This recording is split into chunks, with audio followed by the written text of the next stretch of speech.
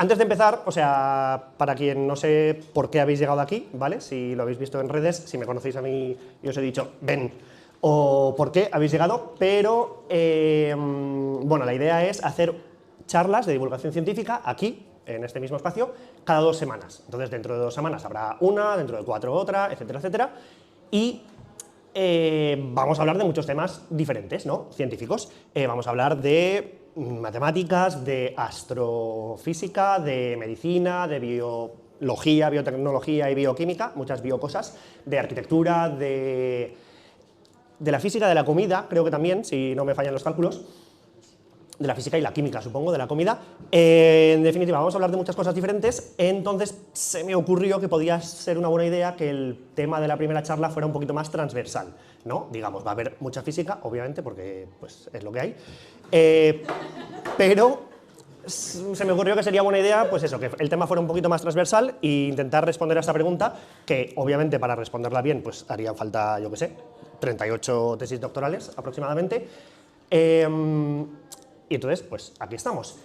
Le pregunté pregunté por redes, digamos, pedí a la gente que nos sigue en Instagram, que si no nos seguís ya podéis hacerlo, les pedí que por favor respondieran esta pregunta, ¿vale? Entonces hemos recibido unas cuantas, tampoco muchísimas, pero en plan 15 respuestas o algo así, y os voy a leer las más representativas, ¿vale? Simplemente para que veamos un poco dónde estamos. Claro, antes una aclaración, perdón, esa pregunta era un poco a traición, porque, claro, ¿para qué sirve la ciencia? Se puede entender de varias formas diferentes, ¿no?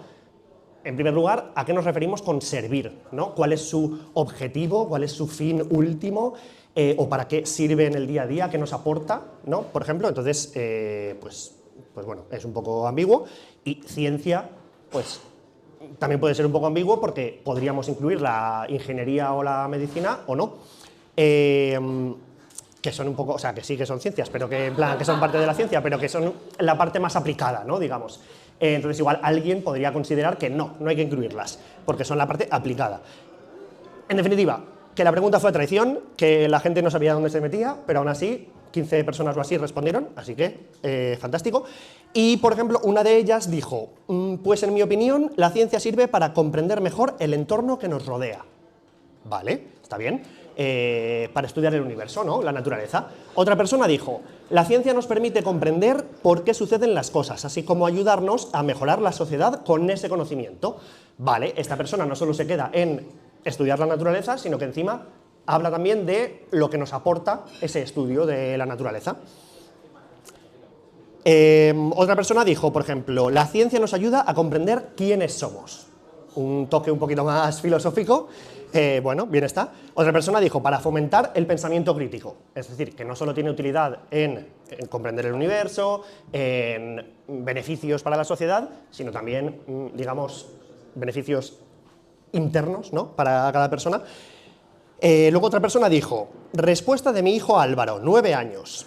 Y la respuesta fue, sirve para entender todo lo que nos rodea. Y yo quiero darle las gracias a Álvaro por responder y decir que yo con 9 años no sé muy bien qué estaba haciendo, pero sin duda no era responder a ¿para qué sirve la ciencia? Así que te auguro un buen futuro, Álvaro. Y por último, una persona dijo, la ciencia sirve para que la gente la intente negar sin argumentos ni datos. Este era un poco más pesimista que el resto. Es un compañero divulgador, entonces lo ha vivido en sus propias carnes. Y pues efectivamente, a veces ocurre eso. Entonces, dicho esto, yo dejo el móvil aquí porque ya no lo necesito. Dicho esto, pues vamos a intentar responder a esta pregunta. Por supuesto, la respuesta que demos, en parte... Hola, buenas tardes. Funciona mal el micro, no sé si es por la conexión. Creo que sí, que ha hecho clac. Hola, buenas. Vale. Muchas gracias. Como Dani vive aquí, pues se lo conoce todo al detalle. ¿Qué iba a decir? Sí, que claro, la respuesta a esta pregunta, pues como no he hecho 38 tesis doctorales intentando responderla, pues va a ser siempre una opinión, ¿no? Voy a intentar que esa opinión esté basada en datos y en cosas que han ocurrido y demás, pero va a ser una opinión. Pero bueno, vamos a ver. Vale, podríamos reformular el ¿para qué sirve la ciencia? Podríamos reformularlo de otra forma. Podríamos decir, ¿y eso para qué sirve? que es la pregunta que probablemente más escucharán todas las personas que se dediquen profesionalmente a la ciencia, es decir, los investigadores, proveniente de sus familiares, parejas, amigos, conocidos, etcétera, sus allegados, que no se dediquen a la ciencia. Y a ver, pues no les culpo, ¿vale? Porque no estamos para derrochar dinero, ¿vale? Especialmente aquí en España.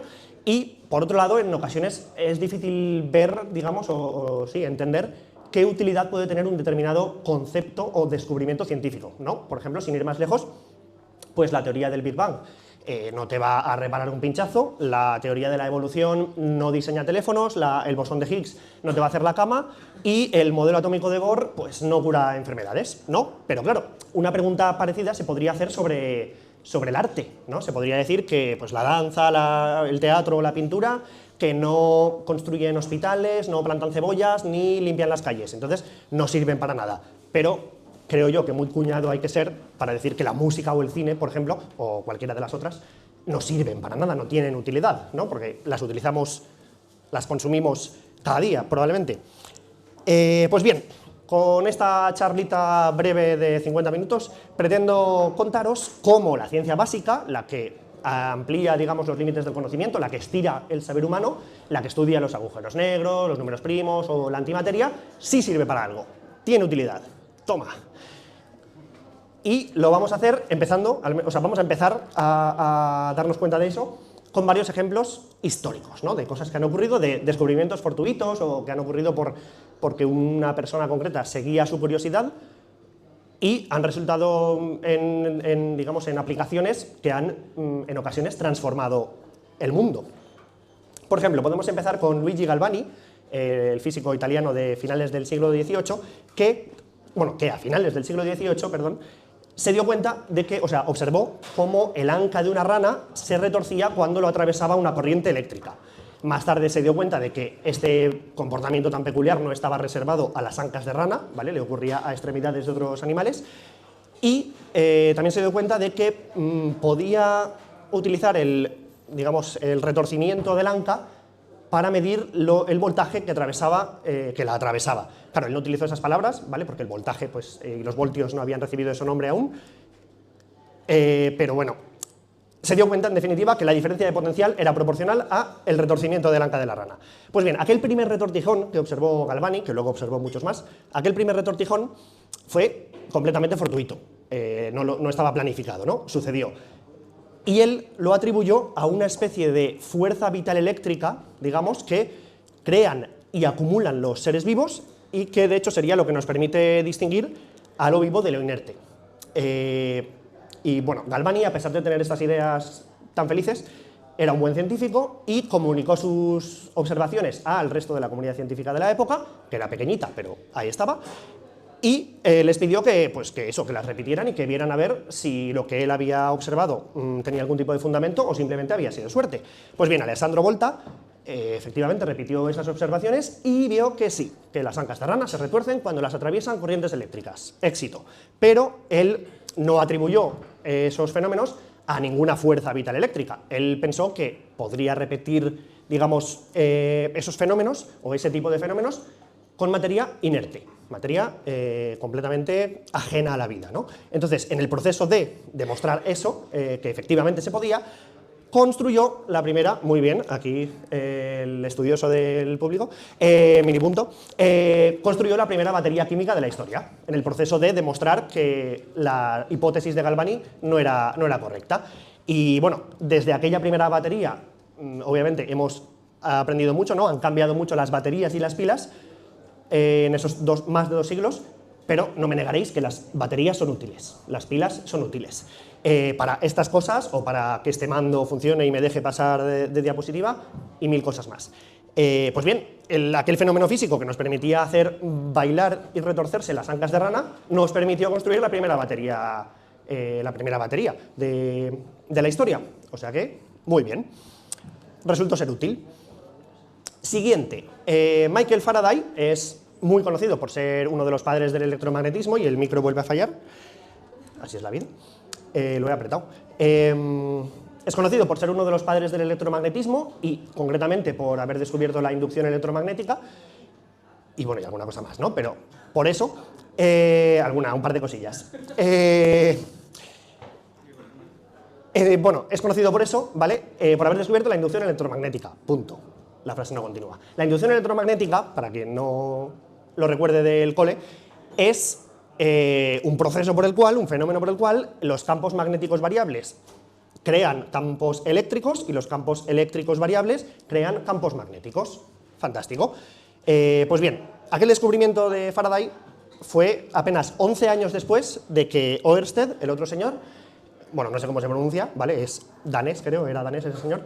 11 años después de que ese señor observara cómo la aguja de una brújula se desviaba cuando la acercaba a un cable por el que circulaba corriente eléctrica. O sea, sí, el micro.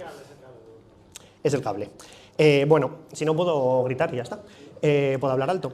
Bueno, este señor se dio cuenta de eso, ¿no? De que la aguja de las brújulas, si las acercabas, bueno, a un cable por el que circulaba corriente eléctrica, se desviaban, mostrando por primera vez que había una cierta conexión entre lo magnético y lo eléctrico. Pues 11 años después, es decir, nada, realmente, Faraday, por ejemplo, descubrió la inducción electromagnética.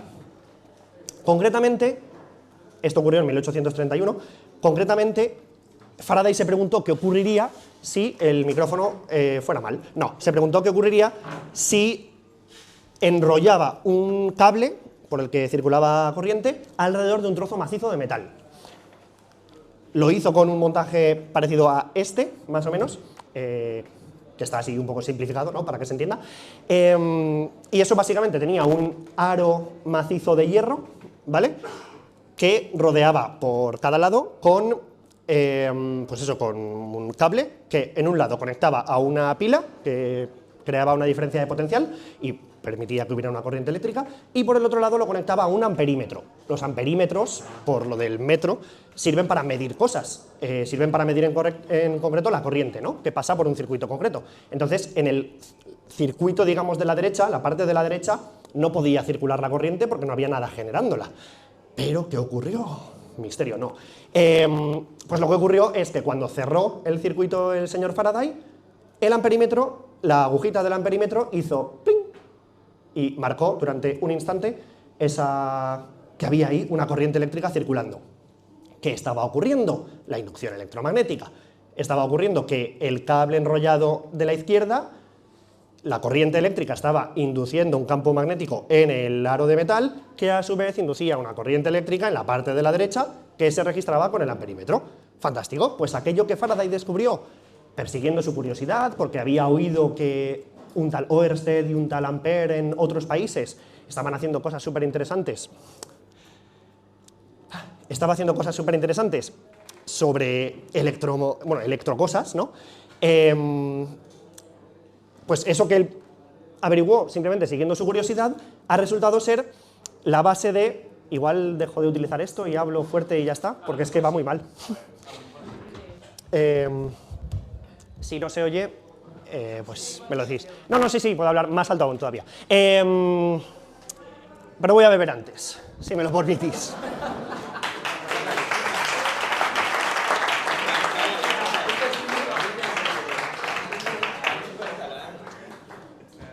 Porque cuando practicas en casa no se te seca la garganta, pero cuando vienes aquí, sí. ¿Qué cosas? Bueno, pues aquello que Faraday descubrió simplemente siguiendo su curiosidad, a día de hoy se ha convertido en la base de, digamos, de cómo generamos la mayor parte de la energía eléctrica que hace funcionar, pues, nuestro mundo, ¿no? Cuando una turbina gira por la caída del agua en una central hidroeléctrica, por el paso del viento en un aerogenerador, o por el movimiento del vapor de agua en una central térmica o en una central nuclear, se crea corriente eléctrica por la inducción electromagnética. Básicamente, ese giro de esas turbinas crean un campo magnético variable que inducen una corriente eléctrica. Obviamente es más complicado, hay gente que estudia carreras enteras para saber construir un aparato de esos, pero bueno, ese es el concepto fundamental. Si hay algún ingeniero en la sala, pues igual me odia ahora mismo, pero bueno, es lo que hay. La divulgación es lo que tiene. Vale, fantástico. Hemos hablado de corrientes eléctricas que atraviesan ancas de rana y de corrientes eléctricas que inducen, o que son inducidas, perdón, por campos magnéticos variables. Pues ahora vamos a hablar de corrientes eléctricas que hacen brillar gases enrarecidos, por ejemplo, que atraviesan tubos de rayos catódicos. Estos tubos, que es esa cosa que no se entiende muy bien lo que es de ahí del centro, eran el juguete favorito de los físicos de la segunda mitad del siglo XX. Básicamente... 19, perdón, sí, 19, tienen más antigüedad, de cuando vivía este señor, básicamente. Fueron el juguete favorito, efectivamente, de los físicos de la segunda mitad del siglo XIX. Básicamente todo el mundo investigó algo utilizándolos y permitieron descubrimientos tan importantes como los rayos X y también como los electrones. Por ejemplo, de hecho, los rayos catódicos era el nombre que le daban a los electrones antes de entender qué eran los electrones. Pues bien, bueno, estos tubos consisten básicamente en un recipiente de cristal de esa forma, en el que se ha hecho un vacío parcial, es decir, que hay un gas, pero a muy baja presión, muy baja presión, que casi es un vacío, y se conectan, digamos, pues un cátodo y un ánodo, se establece una diferencia de potencial entre ellos, o sea, se conectan a un circuito, digamos, se establece una diferencia de potencial entre ellos y, gracias a ella, los electrones pueden salir disparados, chocar contra los átomos y demás del gas y brillar, y brillan, porque los electrones al chocar con los átomos pues los excitan y emiten luz, que es en principio lo rojo y lo verde que se ve ahí, ¿vale? Sería esa luz que están emitiendo. Vale, pues este señor, Wilhelm Röntgen, no es alemán, lo siento. Este señor, pues como buen físico de la segunda mitad del siglo XIX, estudió los tubos de rayos catódicos y él concretamente se interesó, entre otras cosas, por una radiación que parecían emitir, que era invisible, que se veía que tenía efectos sobre otras cosas, digamos, se le conocía por cómo afectaba a otras cosas, pero ella en sí misma no se podía ver, ¿no? Era invisible. Eran los rayos X, por supuesto. ¿Y qué hizo para estudiarla? Pues envolvió uno de estos tubos con una especie de cartón opaco, completamente hermético, de forma que la luz visible normal, digamos, no podía escapar, y al conectar el tubo de rayos catódicos envuelto, se dio cuenta de que una pantalla que había cerca, en su laboratorio a oscuras, empezaba a brillar por fluorescencia. De repente encendía el tubo de rayos catódicos y empezaba a brillar un poquito la pantalla, la apagaba y se apagaba. Más tarde se dio cuenta de que esa radiación que provocaba esa fluorescencia atravesaba también los libros de texto, su escritorio e incluso la carne humana, de su esposa concretamente, como comprobaron cuando hicieron la primera radiografía de la historia, que ahí tenéis. Pues bien, esta radiación invisible que tenía estos efectos y que era capaz de atravesar todos estos materiales, Röntgen la llamó rayos X porque él no entendía muy bien lo que eran, para él era la radiación incógnita. A día de hoy no son una incógnita, entendemos que son simplemente luz, son simplemente una parte del espectro electromagnético con más energía que la luz visible que nuestros ojos pueden ver y con más energía también que la luz ultravioleta, por ejemplo. Pero son simplemente luz. Como los sonidos que pueden ser más graves o más agudos, pues esto sería una luz muy aguda, por decirlo de alguna forma. Y a esa luz más energética ha resultado tener muchos usos. El que todo el mundo conocerá es el de hacer radiografías, lo cual nos permite estudiar huesos o tumores, por ejemplo, observar huesos o tumores. Pero otros usos son para estudiar el universo, por ejemplo, con telescopios de rayos X, como el Chandra de la NASA, que ha tomado estas fotografías tan fantásticas y que él y otros telescopios del mismo tipo pues, nos han permitido hacer descubrimientos muy importantes.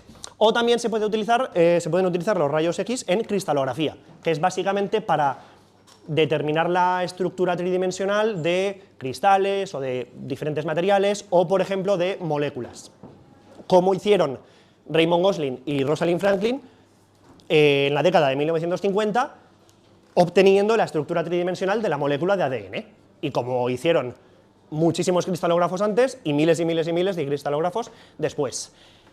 Por tanto, aquella radiación invisible y misteriosa pues ha resultado tener un par de usos, ¿no? Podríamos decir, un par nada más. Vale, suficiente de corrientes eléctricas, sé que he saturado un poquito. Vamos a dejar las corrientes eléctricas y vamos a hablar de la radiactividad, porque lo pone ahí. Intento hacerme lo interesante, pero es que lo pone ahí. No puedo esconder mucho.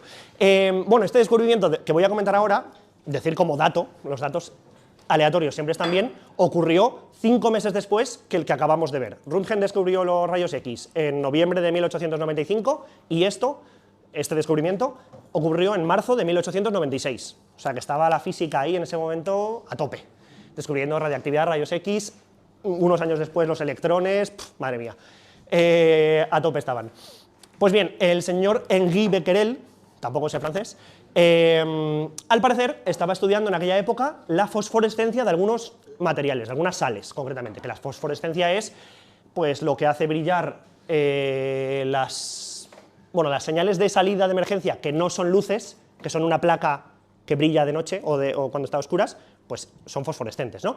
Cuando reciben la luz normalmente del sol, si reciben la luz del sol, pues luego pueden brillar más tarde por sí mismas.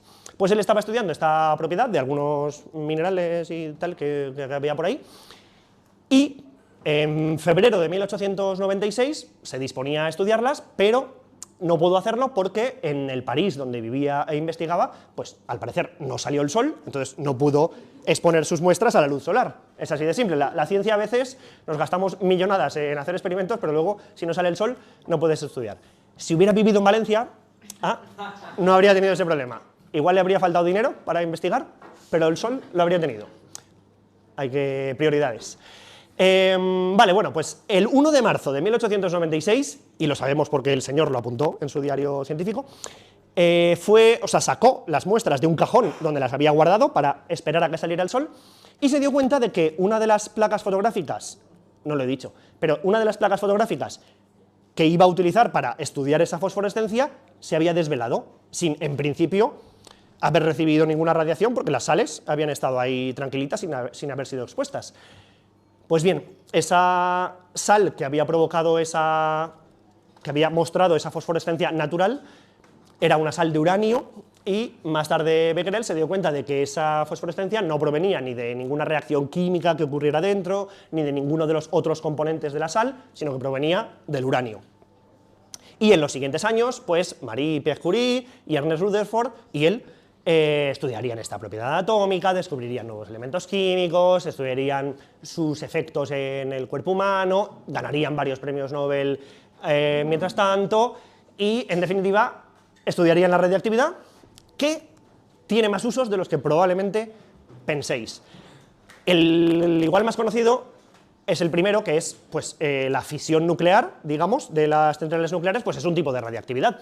No es la que primero no es del tipo que primero se descubrió, pero bueno, es un proceso por el cual un núcleo atómico puede romperse y emitir, dar lugar a otros núcleos atómicos más pequeños y emitir energía, ¿no? Pues mediante ese proceso calentamos agua, hacemos vapor de agua y hacemos que ese vapor de agua mueva turbinas, las cuales generan electricidad por la inducción electromagnética que he comentado antes. Está todo relacionado. Uno de los usos de la radiactividad. Otro de los usos es lo que se conoce como marcado isotópico. Si tú quieres estudiar, por ejemplo, cómo un organismo pues, lleva a cabo un determinado proceso de su metabolismo o lo que sea, son biocosas, ¿vale? Tampoco me pidáis mucho más detalle. Pero básicamente, si quieres estudiar lo que pasa dentro de un organismo, puedes ver cómo las diferentes moléculas van transformándose en otras moléculas o van pasando de un órgano a otro, ¿no? Haciendo sus cositas, y si cambias uno de los átomos que forman esa molécula por otro del mismo tipo, pero radiactivo, puedes seguirle la pista, digamos. Aquí en este caso, los puntitos amarillos representan un carbono 12, que es el carbono estable, digamos que se ha cambiado por un carbono 13, que es radiactivo, entonces emitirá electrones, si los cálculos no me fallan. Entonces puedes ver cómo se va transformando en otras moléculas, etcétera, etcétera, siguiéndole la pista a ese carbono 13 en concreto. Luego, por ejemplo, no está ahí, pero la desintegración, si tenemos una gran muestra de átomos radiactivos, la desintegración de cada uno de los átomos, digamos, era un proceso aleatorio, ¿no? Pero no aleatorio en el sentido de es muy difícil de modelizar o es caótico y entonces no acabo de saber cómo va a transcurrir, digamos, pasado un tiempo. No, es cuánticamente aleatorio. Entonces se puede utilizar para generar números aleatorios, lo cual en informática pues tiene muchos usos. Está muy bien. Luego, otro uso, por ejemplo, es pues, en la datación de restos arqueológicos o de minerales. Gracias al carbono 14, por ejemplo, hemos conseguido averiguar con cierta precisión pues la antigüedad de artefactos o artilugios o objetos en general de civilizaciones antiguas, y gracias a otros isótopos de otros elementos hemos conseguido averiguar la edad de los minerales que encontramos por la Tierra y con ello la edad del propio planeta Tierra y de otros cuerpos del sistema solar de los cuales hemos recopilado muestras. O sea que está muy bien, simplemente por saber un poco el sitio en el que estamos, ¿no? Si se creó ayer o hace 4.600 millones de años. Muy bien. Por supuesto, no solo han ocurrido descubrimientos fortuitos que han acabado transformando la sociedad en física, pero la cabra tira al monte. Entonces, yo hablo de lo que más sé, pero bueno, podemos también hablar un poquito de Fleming y de la penicilina. Este señor, Alexander Fleming, era escocés y era microbiólogo, y al parecer, en 1928, se dedicaba a estudiar cómo unos cultivos de una bacteria llamada Staphylococcus aureus pues se desarrollaba, ¿no? Él, digamos, las separaba en diferentes cultivos y veía, a ver, pues esta crece mejor, esta no tanto, tal, le doy un poquito más de comidita y crece súper fuerte. Porque al parecer, pues esto es el tipo de cosas que estudian los microbiólogos. Yo no puedo juzgar, ¿vale? Pero bueno, él estaba investigando esas bacterias y llegó agosto, decidió irse de vacaciones como buen hijo de vecino y entonces preparó sus muestritas de Staphylococcus aureus y las dejó para que fueran creciendo, para al volver de vacaciones ya tenerlas todas creciditas y perfectas y poder investigarlas. Pues bien, cuando volvió de vacaciones se dio cuenta de que todas habían crecido más o menos normal, excepto una en la que había aparecido un moho alrededor del cual no había ninguna bacteria, no crecía nada más. Se dio cuenta, estudiando, de que ese moho era Penicillium rubens, que ya se conocía en la época, él no lo descubrió, el cual segregaba una sustancia que mataba a las bacterias. Pues a esa sustancia la acabó llamando penicilina, que se convirtió en el primer antibiótico del mundo y la población mundial hizo ¡boom! De repente. Eso hizo que mucha menos gente muriera, ¿no? Básicamente. Vale. Al parecer, unos meses después, o sea, en definitiva, un descubrimiento fortuito, ¿no?, que ha llevado a los antibióticos. Al parecer, unos meses después, Fleming escribió en su diario científico lo siguiente, traduzco: cuando me desperté justo después del amanecer aquel 28 de septiembre de 1928, sin lugar a duda no planificaba revolucionar toda la medicina descubriendo el primer antibiótico del mundo, pero supongo que eso es exactamente lo que hice. Y me gusta...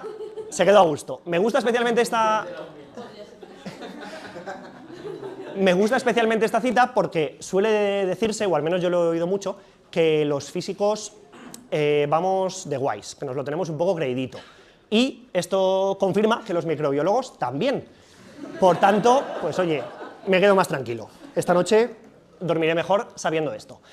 Vale, sí, bueno, ya, todo esto que nos has contado está muy bien, pero es que ¿cómo no le íbamos a encontrar utilidad a la electricidad o a un antibiótico?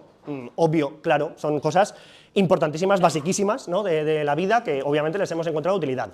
Y claro, los descubrimientos de hoy en día son mucho más exóticos y mucho más raros y están mucho más alejados, ¿no?, de la utilidad del día a día, ¿no?, de lo que la gente necesita en su día a día. Me diréis, por ejemplo, que pues ahora se investigan agujeros negros calvos, se aceleran partículas hasta casi la velocidad de la luz y se mandan sondas carísimas al espacio a obtener los mejores fondos de pantalla posibles.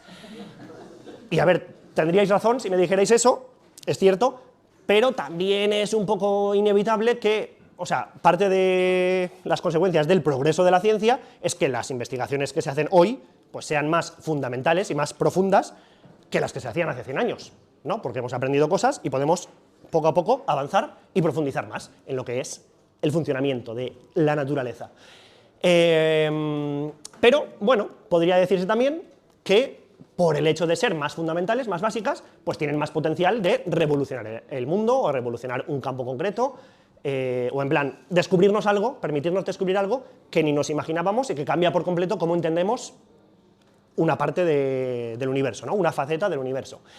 Y claro, esos descubrimientos de los agujeros negros calvos, de las partículas que van súper rápido y de las ondas que hacen fotitos guays, están en la frontera del conocimiento, y de muchas otras cosas, no solo de esas, están en la frontera del conocimiento ahora. Dentro de 50, 100 o 500 años, pues en principio no, ya las habremos digerido entendido y asentado, y habremos pasado al siguiente capítulo o al siguiente capítulo del siguiente capítulo. Por ejemplo, las leyes del movimiento de Newton y su ley de la gravitación universal pues estaban en la frontera del conocimiento cuando se descubrieron, ¿no? Hace menos de 350 años, y ahora, por ejemplo, se explican en cuarto de la ESO, lo cual significa que pues, las hemos digerido bien, ¿no? Y somos capaces de presentárselas a nuestros chavales de 15 años. Luego, por ejemplo, pues la física cuántica hace un siglo estaba protagonizando tesis doctorales rompedoras y experimentos que redefinían todo lo que sabíamos de las escalas más pequeñas del universo, y a día de hoy siguen haciéndolo, realmente eso no ha cambiado mucho, pero se explica en segundo y tercero de la carrera de física y se menciona brevemente en segundo de bachillerato, con lo cual pues parece que hemos digerido un poquito ese conocimiento, ¿no? Y lo vamos entendiendo, y por ejemplo el láser es la física cuántica hecha tecnología, y es, es el invento más útil, básicamente, o de los más útiles de todo el siglo XX. Entonces, bueno, si me hubierais dicho que los descubrimientos que se hacen ahora es más difícil encontrarles aplicación, pues os habría dicho esto. Y bueno, volvemos a lo que acabo de decir hace un minuto de eso, que hay cosas un poco demasiado teóricas y que no sabemos muy bien cómo aplicarlas.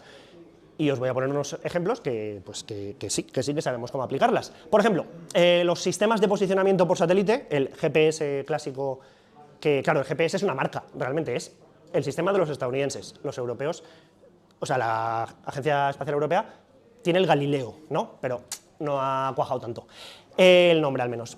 Bueno, pues estos sistemas no tendrían la precisión que tienen si no fuera por nuestro conocimiento, digamos, de la relatividad especial y general de Einstein. Bueno, voy a hablar más en detalle de esto en unos minutos, entonces tampoco me enrollo mucho, pero básicamente eso. Luego, por otro lado, en miles de hospitales de todo el mundo tienen aceleradores de partículas, que son relativamente pequeños, pero son aceleradores de partículas. Son un poquito más grandes que un cuerpo humano y sirven para tratar cánceres o linfomas de la piel, por ejemplo. Esa máquina de ahí es un acelerador de partículas, acelera partículas. Luego, por ejemplo, la World Wide Web se creó en el sitio que hoy alberga el mayor acelerador de partículas del mundo, en el CERN.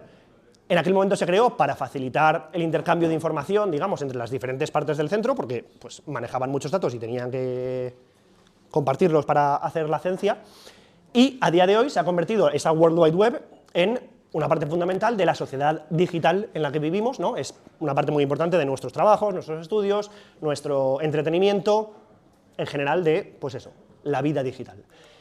Luego, por ejemplo, sin la exploración espacial tan intensiva que hemos hecho en las últimas décadas y que pretendemos seguir haciendo en el futuro, pues no habríamos descubierto, por ejemplo, la grandísima cantidad de agua líquida que hay en el sistema solar.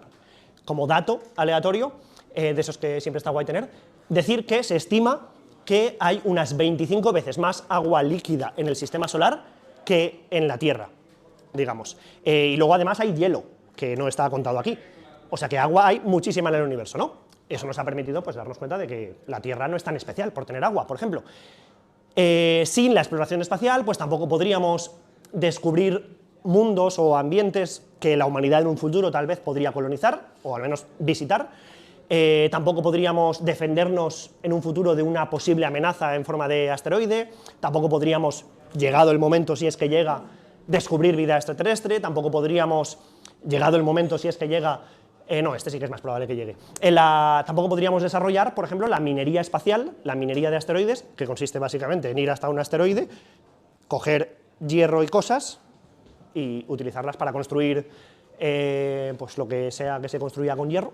En plan, todo lo que necesite hierro, quiero decir.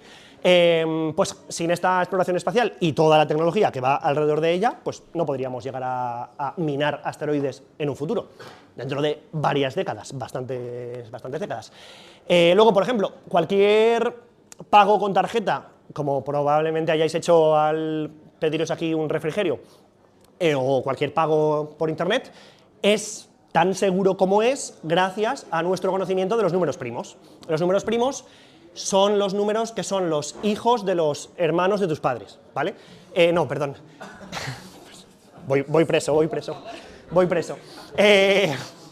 No, sí, los números primos son los números que no se pueden, o sea, solo sus únicos divisores son ellos mismos y el 1. Es decir, el 13, por ejemplo, si lo divides entre 2, 3, 4, 5, 6 o lo que sea, nunca da exacto, ¿no? Siempre da un coma algo.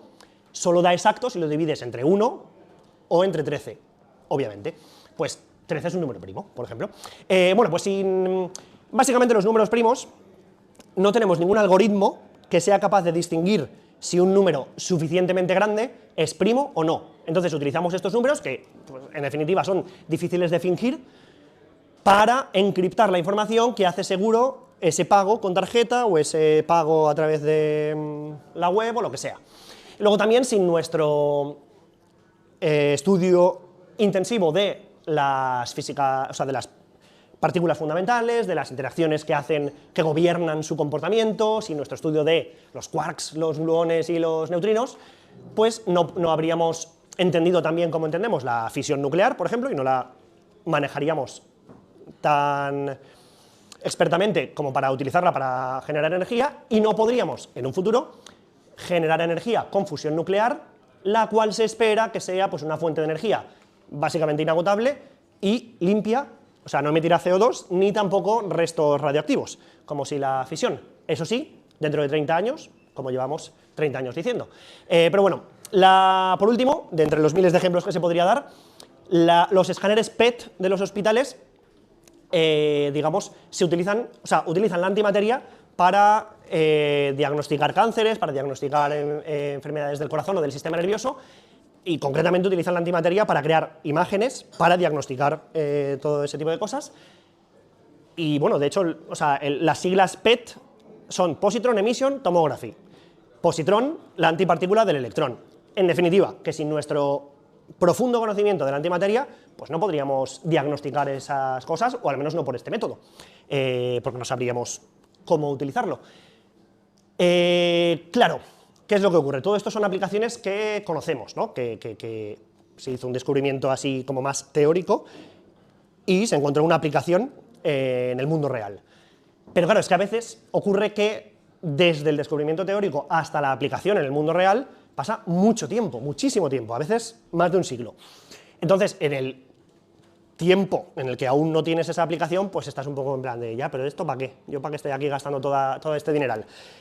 Pues bueno, por ejemplo, en 1839, Edmond Becquerel, el padre de Henri Becquerel, el de antes, descubrió el efecto fotovoltaico, ¿vale? Que el efecto fotovoltaico es el primo hermano del efecto fotoeléctrico, que si estudiasteis física en segundo de bachiller, o física, pues os sonará. Lo digo porque hay aquí un buen sector de físicos, entonces pues, es una parte importante de mi audiencia y tengo que dirigirme a ellos en especial. Bueno, pues el efecto fotoeléctrico igual os suene más si estudiasteis física en segundo de bachillerato. La diferencia entre los dos, estos efectos consisten en, tengo un haz de luz que incide sobre un material, que suele ser un metal, y esa luz transmite su energía a los electrones del metal, que van a un nivel de más energía, ¿no? Digamos. La diferencia entre el efecto fotovoltaico y el efecto fotoeléctrico es donde acaba el electrón. En el efecto fotoeléctrico, que es el de Einstein, el que estudiasteis en segundo de bachillerato, el electrón sale disparado, hasta el infinito y más allá. En el efecto fotovoltaico, simplemente va a un nivel de energía superior. Se queda ahí, excitado un poquito, y luego pues, vuelve a caer y emite luz o lo que corresponda. Pues bien, el efecto fotovoltaico, probablemente hayáis hecho la asociación, es importante en los paneles fotovoltaicos, en los paneles solares. Pues bien, desde aquel descubrimiento en 1839 hasta la construcción del primer panel solar, que se hizo en 1954, pasaron 115 años. Aquel primer panel solar lo construyeron en los laboratorios Bell y se consiguió un 6% de eficiencia. Claro, con un 6% de eficiencia no vas a ningún lado, se ha ido mejorando y recientemente, digamos, se está consiguiendo llegar a aprox el 50% de eficiencia. Es decir, de la energía que tiene la luz que incide sobre el panel, la mitad se transforma en energía eléctrica. Es decir, no solo pasaron 115 años del descubrimiento teórico, digamos, del efecto a la primera vez que lo pusimos en práctica, de manera exitosa. Luego han pasado 70 más, o 60 más, hasta que esa puesta en práctica ha sido realmente útil, porque en 1954 había paneles solares, al parecer, pero no han empezado a ser una parte importante de la producción de energía, digamos, global, hasta hace 10 años, o 15, o tal, muy poco. Entonces, todavía más tiempo, ¿no? Menos tiempo pasó entre, por ejemplo, desde la publicación de la relatividad general hasta los primeros sistemas de posicionamiento por satélite. En 1905, Albert Einstein publica sus primeros resultados sobre la relatividad general, durante su Annus Mirabilis, en el que revolucionó la ciencia de varias formas diferentes, entre ellas el efecto fotoeléctrico que acabo de comentar hace un minuto, el pasado para mí está allí.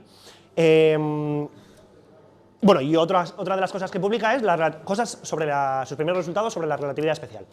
En 1915 publica sus primeros resultados sobre la relatividad general. Y en 1993 empieza a funcionar el GPS estadounidense, que ya llevaba unos años de prueba antes, pero empieza a funcionar oficialmente el GPS. Claro, ¿por qué necesita el GPS la relatividad para funcionar? No es que la necesite para funcionar, la necesita para ser preciso, tan preciso como es. Porque claro, en principio, por cómo lo utilizamos, el GPS nos dice la posición, nuestra posición sobre la superficie de la Tierra, ¿no? Con una precisión de unos pocos metros. Pero realmente los satélites de GPS no son buenos midiendo distancias o midiendo posiciones, realmente lo que son buenos es midiendo tiempos, porque llevan relojes atómicos, ¿vale? Muy precisos, pero claro, o sea, y esos relojes atómicos los utilizan para, pues, medir el tiempo que tardan en enviar una señal y recibir una respuesta a otro satélite, o en enviar una señal y recibir una respuesta a un móvil que está en los Pirineos perdido, por ejemplo, y quiere saber dónde está. Pero claro, ¿qué ocurre? Si eres muy bueno midiendo tiempos y la velocidad de la luz es una constante universal, pues no te queda más remedio que ser muy bueno midiendo distancias. Entonces, así es como los utilizamos, midiendo distancias de un satélite a otro, o de un dispositivo en la superficie de la Tierra. Para mí está ahí, ¿vale? Bueno, está ahí, de hecho, está ahí. confirmamos. No, pero en plan, yo me estaba imaginando como que yo era un satélite a miles de kilómetros y la Tierra estaba allá súper lejos. Se rumorea que en la calle hay superficie. Sí, ¿no? ¿Verdad? Sí. Luego cuando salgáis del bar, por favor, comprobadlo, ¿vale? Que la superficie de la Tierra está ahí. No vaya a ser. Vale, perdón, me he liado. O sea, sí, se me ha ido. Se me ha ido completamente. Sí, no, en plan, cuando están los satélites viendo a ver dónde está tu móvil o lo que sea, si no tuvieran en cuenta, digamos, la pérdida de energía que sufre la luz por escapar del campo gravitatorio de la Tierra, por ir desde la superficie hasta miles de kilómetros de altura, si no la tuvieran en cuenta, que esa pérdida de energía la conocemos bien en detalle por la relatividad general, pues si no la tuvieran en cuenta, se desincronizarían, decía Internet, 40 microsegundos al día, lo cual puede no parecer mucho, porque, bueno, tardarías casi 70 años en, digamos, desincronizarte un segundo, pero hay que tener en cuenta que en 40 microsegundos la luz recorre 12 kilómetros. Entonces, claro, la precisión de metros que tiene el GPS, si no haces las correcciones, pasaría a ser una precisión de kilómetros. Y si eres un barco flotando en medio del Pacífico y no hay ninguna isla a 500 kilómetros a la redonda, pues te da igual. Pero si quieres llegar a puerto, pues ya empieza a importarte. Y si estás perdido en una montaña, es muy relevante saber si estás aquí o 15 kilómetros más para allá, porque puede ser la diferencia entre salir de la montaña, sí, no quería ser tan drástico, pero sí, entre la vida y la muerte, básicamente.